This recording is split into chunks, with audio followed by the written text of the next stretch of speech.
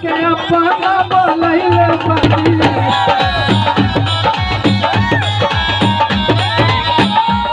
रुके रुके रुके भैया,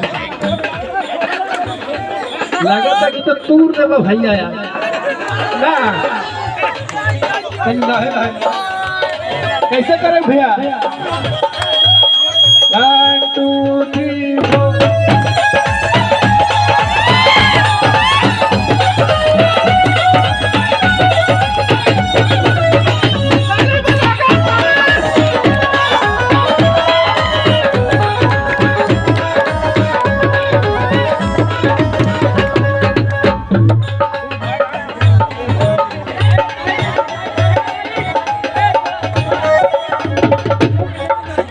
काले का भैया भाग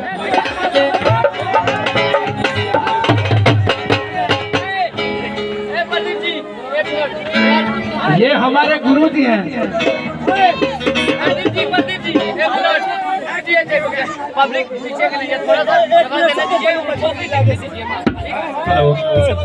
देखिए भैया आप लोग खड़े रहिएगा तो कैसे प्रोग्राम का आनंद ले पाइएगा।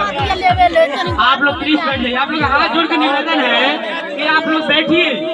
ये सारी रात आप लोगों के साथ हम लोग आए हुए हैं, ठीक है। आप लोग कृपा करके जहाँ भी है वहीं पे बैठिए ताकि प्रोग्राम का आनंद ले सके। अगर ऐसे खड़े रहे तो किसी को अच्छा नहीं डिस्टर्ब होगा भैया। प्लीज